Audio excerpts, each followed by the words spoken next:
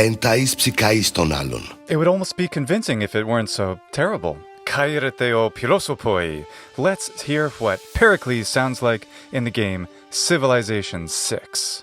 Κάηρε, ο Περικλές των Ατενών ειμί, καί δεξιούμα εις εχεπέτες δημοκρατίας. Well, there are good things and there are some terribly wrong things. First good thing, we have a modern Greek speaker doing it. Why is that good? Because the Greek oral posture is something very specific, hard to imitate, so it's great to hear an actual Greek doing an attempt of an ancient Attic pronunciation. But, that said, the rendition of that pronunciation is all wrong, even though a lot of the theory was going in the right direction. How specifically? Well, we hear it in the first word. Κάηρε, κάηρε. We can hear that the kaire that he says and the gai start with the exact same sound for him, which is just the normal modern Greek kappa sound, which is just ga. Gaire, he says, and gai instead of kaire. That's an initial aspirated plosive, so it needs to be ka. This is just like the initial k sound in English, like the word kite, kaire. And of course, the classical Attic diphthong is ai, just as this fellow is doing. So instead of gaire, it should be kaire. In modern Greek, of course, this same word is retained, and it's here, and it means hello, just as it does in classical Attic. And who is this Pericles fellow? Well, he kind of sort of tells us. Κάηρε, ο Περικλές των Ατενών ειμί. So again, we have the aspirated stop, theta, which is ta in classical Attic. He doesn't use the modern Greek pronunciation, which would be athinon. He says atenon, but it should be atenon, atenon. In fact, he doesn't do the long vowels either. We talked about this a lot in the Gorgo video, which you should check out after you see this one. Ο Περικλές των Ατενών ειμί. I suppose this is fine with the article, but the article, when you're introducing, I don't know, I would have preferred Pericles ho atenon. For some reason, that just sounds better to me. In fact, we'd normally use his father's name as a sort of patronymic. I'd say it's very good for the game to specify that he's of the Athenians, of Athens, Pericles ho atenon. That's fine, though I would have liked perhaps something a bit more literary. Pericles ho Xantippou, that is Pericles of the Xanthippus, which was his father. Xanthippus? Xanthippus? How do we do an initial X in English? Is it just Z? Xanthippus? That sounds terrible. His name is just Xanthipus. Let's just call him Xanthipus. Xantippou. That sounds better. Another massive problem is the mistaken usage. Boy, it's such a shame to hear modern Greek do epsilon iota as a. Ο Περικλές των Ατενών ειμί. When it is, of course, simply e in classical Attic pronunciation. This is Athens, this is Pericles, this is the middle of the classical period. He should be saying eimi, not eimi, which is not part of the classical Greek language, or even the rest of all of ancient Greek. It doesn't make a, it's just eimi. I've talked about that lots of other places. Go see one of those other videos if you want to learn more about the digraph, not a diphthong, epsilon iota. The rest of the line has some peculiar problems, though. Καί δεξιούμα εις εχεπέτες δημοκρατίας. Dexiumai is shaking with the dexia, with the right hand. Dexiumai, I shake your hand. Καί δεξιούμα εις εχεπέτες δημοκρατίας. But then he says, hepe tes demokratias. Καί δεξιούμα εις εχεπέτες δημοκρατίας.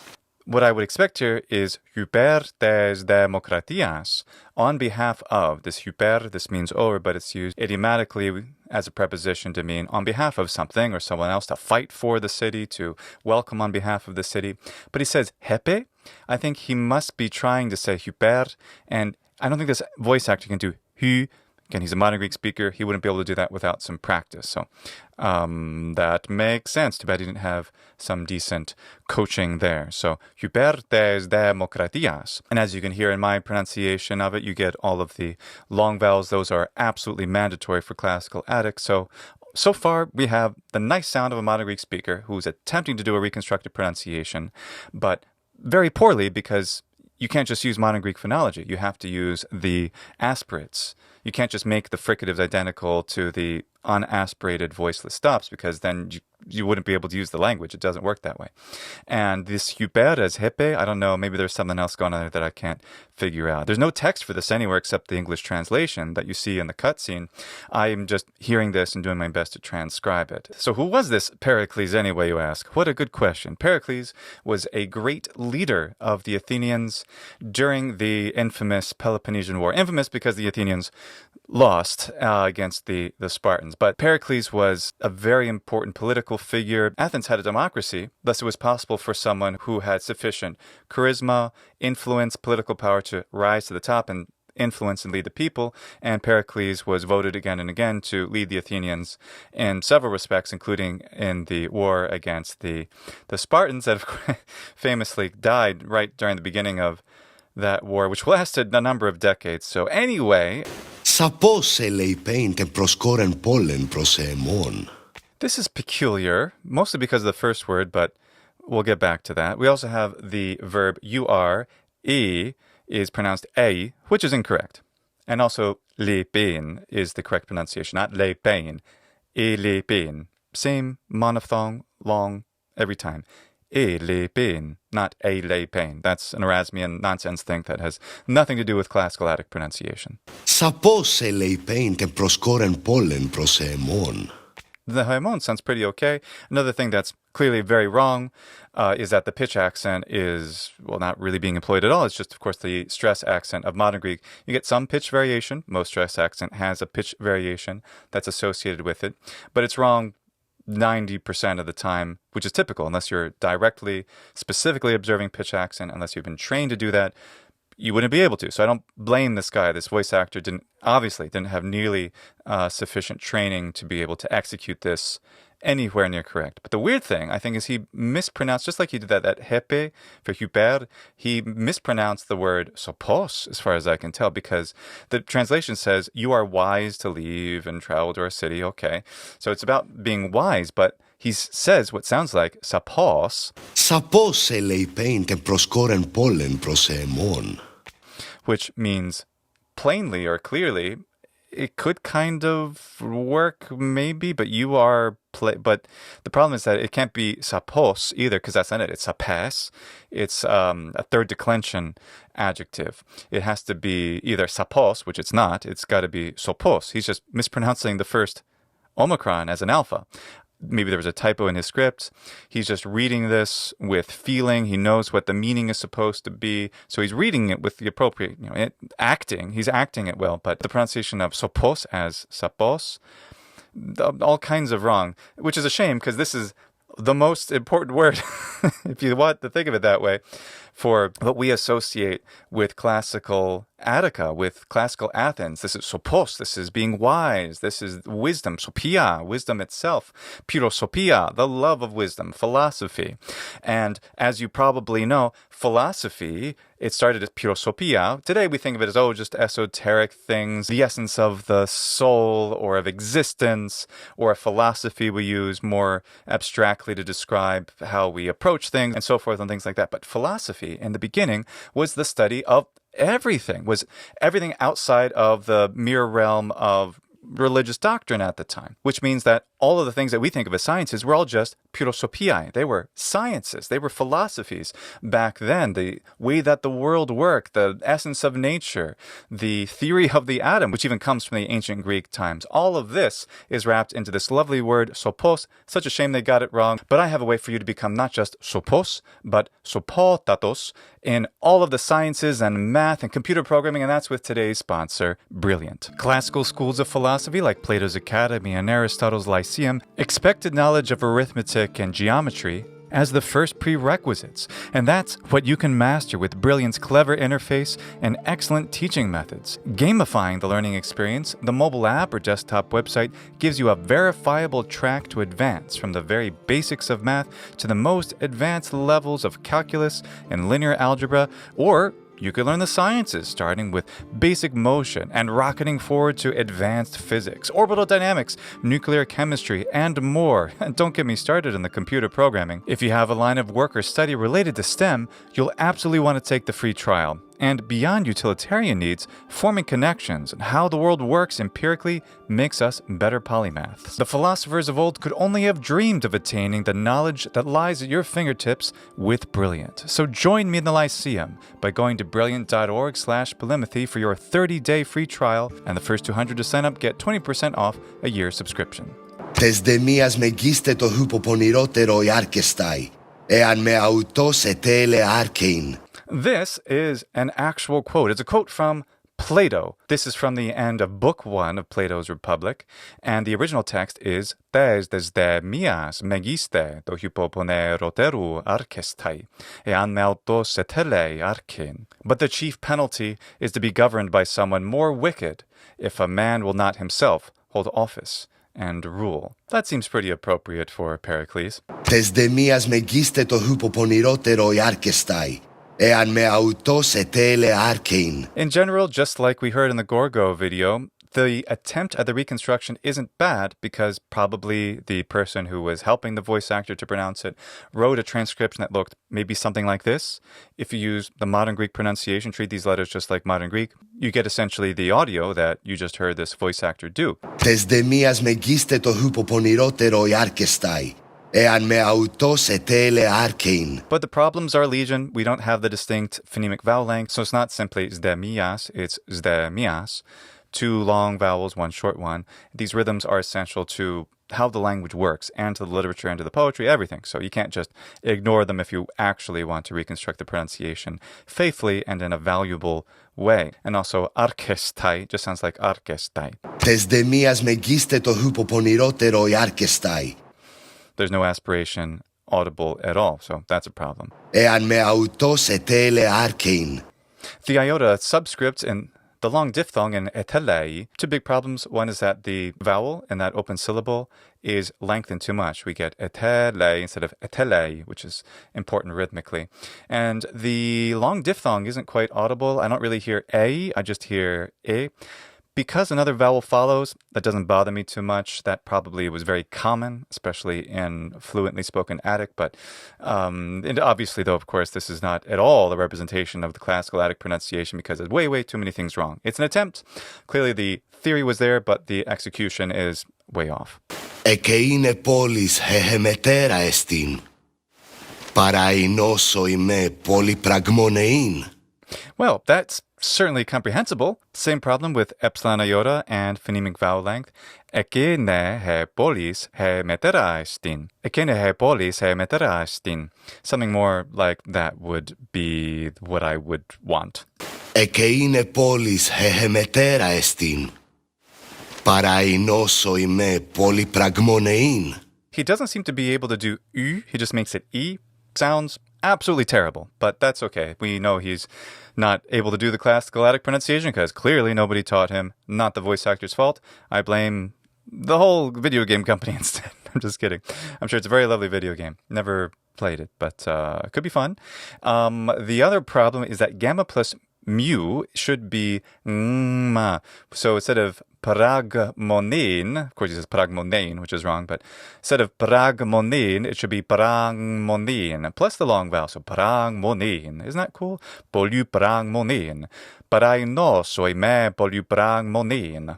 And I think this guy could have done it. I just needed to meet him and help him out. So, hey, if you're doing video games out there and you want somebody to be a coach for your voice actors or want to do a little voice acting himself, well, he's right here. And anyway, let's move on to another of the lines of Pericles.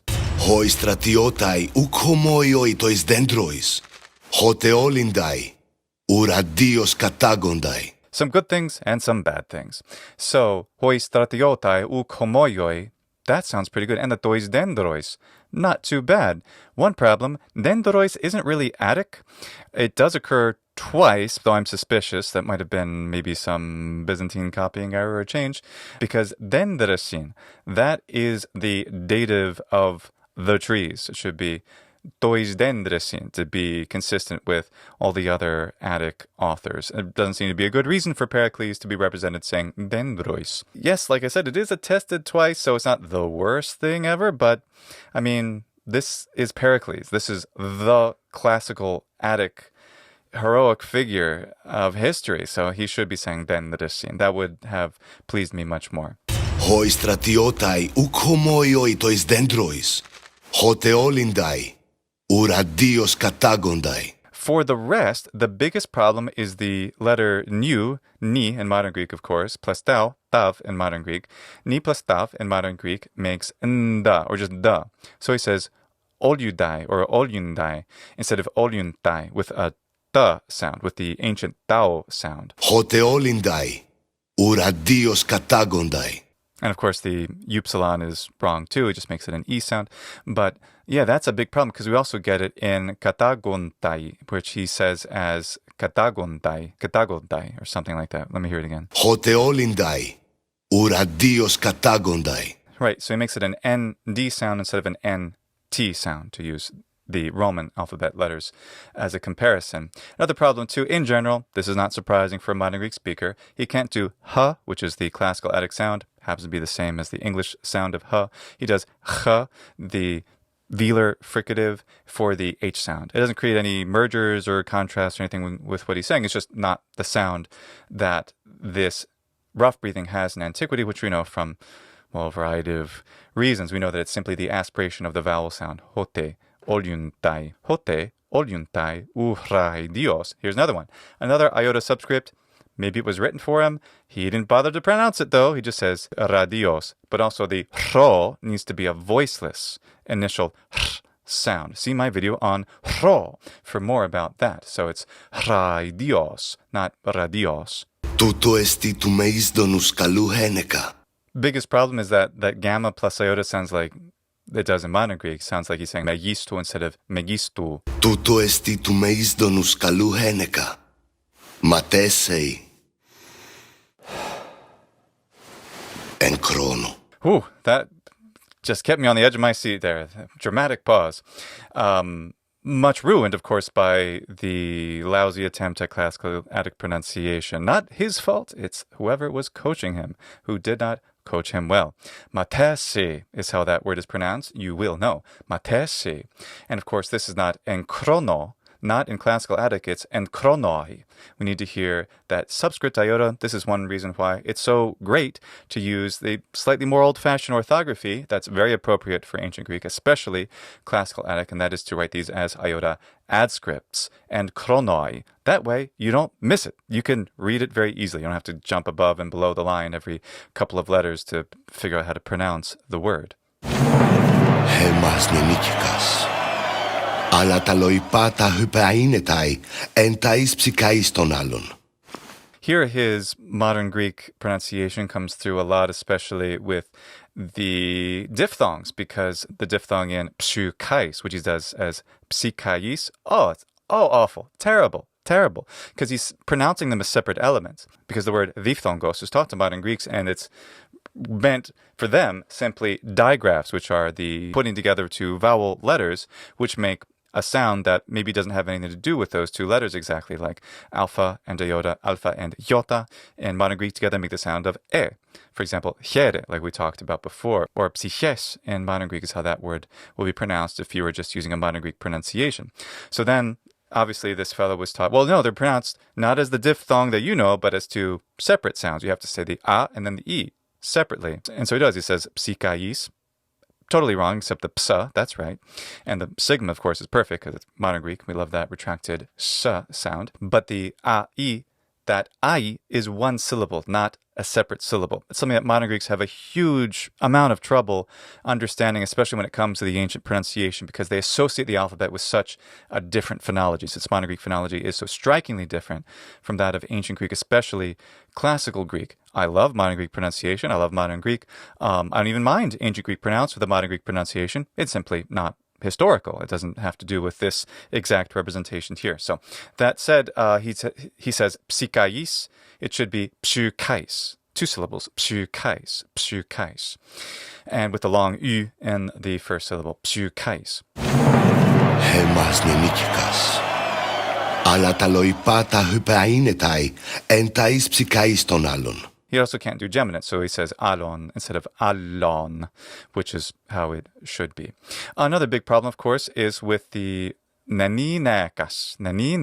We have pitch accent going on. We have vowel length considerations that must be observed for the classical Attic pronunciation. He simply says naninekas.